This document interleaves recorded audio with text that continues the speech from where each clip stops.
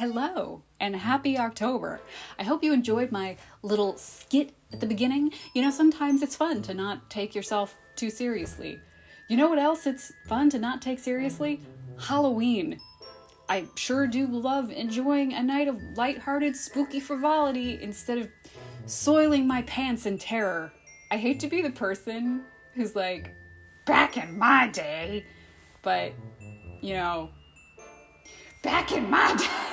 Popular horror movies were still scary, but they were also, like, pretty campy, too. Like, Freddy Krueger turning into a semi-truck and slaughtering teenagers. It never happened. It never happened in the entirety of the Nightmare on Elm Street series. Your adolescent brain invented this. It never happened. The closest I found was that he attacked someone in a truck. Like, while they were driving the truck. You made this up in your head. God damn it. It was really at some point in the early 2000s that horror movies just stopped being fun for me. I would say it was around the time Saw 4 came out, and I was like, I'm good. I think I'm good.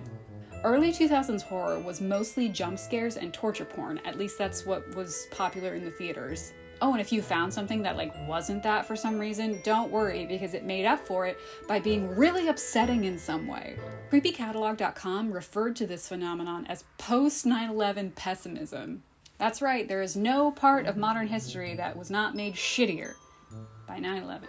So it can be hard to navigate horror movies these days. Like, is this going to be a spooky fun time? Or is it just going to give me anxiety? Because I'm good on anxiety. Frickin' jump scares, man. I hate them. I can assure you that this video has exactly 0 jump scares. That's double zeros. 0 dump scares. Dump scares. Keep it together.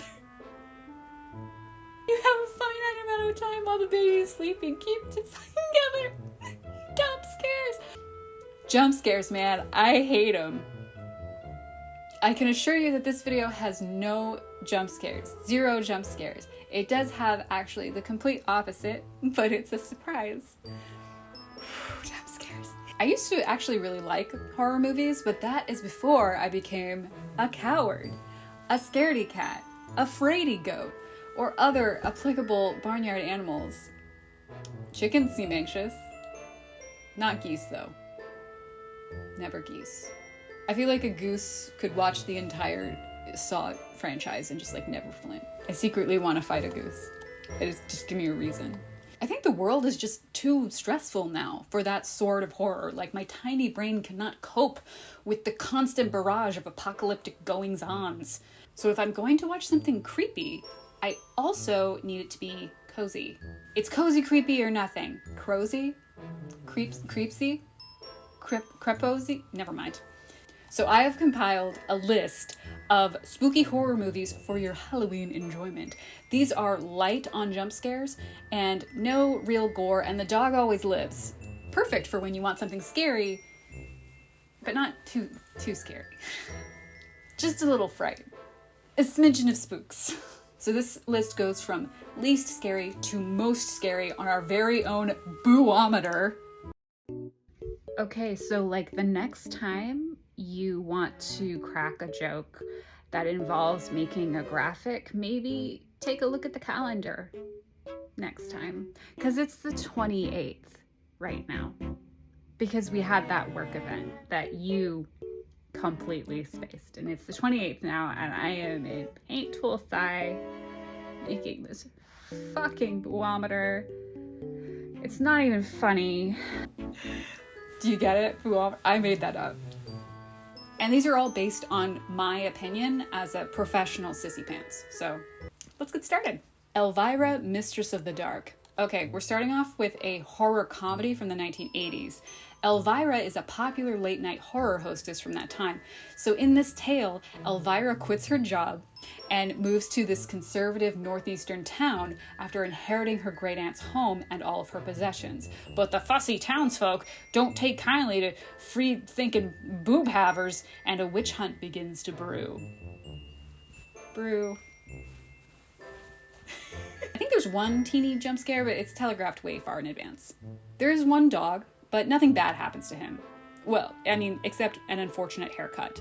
Mistress of the Dark scores a smooth 0 on the Boometer. It's more a comedy with horror window dressing, if you know what I mean. Like, think the adult version of Halloween Town. A very adult version. Troll. No, not Troll 2. Oh my god! Just Troll. Another underrated movie from the 1980s, Troll follows a boy and his family as they move into a new apartment building. His sister, Wendy Ann, gets captured by an evil troll hiding in the basement, and her brother, Harry Potter, yes, that is his name, has to save her before the troll takes over the whole building. Troll is like a fun watch because it's horror fantasy, which you really don't see a lot anymore. There's a troll and witches and warlocks, even forest nymphs. Is that Julia Louis-Dreyfus? Troll scores a 1 on the Boometer. It's not really scary, but some of the live-action puppets are legitimately creepy. And there's no dogs, but there is this adorable mushroom boy. Aww. I want one. Troll Hunter. Troll Hunter is an amazing watch like any time of the year, but it is uniquely suited for Halloween. It's a mockumentary about 3 Norwegian students who are making a film about illegal poaching. They do find a hunter, but what he's hunting is not what they expected. Troll Hunter it's just so cool. Like, it seems like a stupid premise at first, but it really draws you in. People have likened it to Jurassic Park, and I guess I agree, but it reminds me more of Shadow of the Colossus with how enormous the trolls are. Now, the Boometer gives Troll Hunter a score of 4. We're getting into actual spooky territory here, with a few real frights here and there. No dogs die, but some animals definitely get eaten. But like by trolls. This one also has a lot of shaky cam and strobing lights, so be careful if you're sensitive to that. The Others. Starring Nicole Kidman, this one is a classic haunted house movie. Set in the 1940s, Mother Grace and her 2 children are living on an isolated island during World War II. All of their servants mysteriously left in the night, and Grace has to hire 3 strangers to help run the large estate. But Grace soon begins to suspect that the 3 aren't what they seem. The Others is a good choice because it spends so much time on atmosphere, which I feel like a lot of movies don't anymore. It's not a gooey monster jumping out of a pit, it's just a house and the people in it. The Others is a 6 on the Boometer. It's genuinely spooky. There's some Silent Hill vibes with all the fog, and it's a very quiet movie. There are a couple of minor jump scares, but they're not too bad. I think jump scares are the worst when they crank up the volume for it. Like, it's not really frightening, it's just attacking my nervous system for kicks. It's also quite a bloodless movie. There's only really mentions of violence. 1408. Based on a short story by Stephen King, 1408 is a psychological thriller that takes place almost entirely in one room. It stars John Cusack as Mike Ensign, a disillusioned writer who makes his money churning out tacky ghost hunting manuals for fans of the paranormal. Mike doesn't believe in ghosts himself until he finds himself trapped in a very real, very evil room at the Dolphin Hotel. I've always liked 1408 because it's such a contained story. It is just one man and his wits against an evil he can't comprehend. No dogs die in this one at all, but it is definitely a bit gorier with photos of the people who died in room 1408 before. So 1408 scores a 7 on the Boometer. You'll definitely need blankets and the lights on. Surprise, it's a baby manatee, not a jump scare, just a baby manatee. Oh my God, just look at his cute little smushy face. This is it. This is the limit. Our last entry is as spooky as I am willing to go. The only 10 on the list. Pulse. Asterisk, this is the Japanese film from 2001 and not the American remake from 2006. Like most American remakes, it's not very good. I wouldn't bother with it. Pulse, also known as Cairo in the Japanese release, is classified as a techno-horror, a genre that explores how technology affects our lives. Where techno-horror like The Ring deals with video, Pulse deals with the internet. After a college student unalives himself, other residents of Tokyo begin to see frightening figures in their computer screens. The phenomenon starts to spread as more people begin to disappear and reappear, seemingly haunting via the internet. And 3 students race to solve the mystery before it's too late.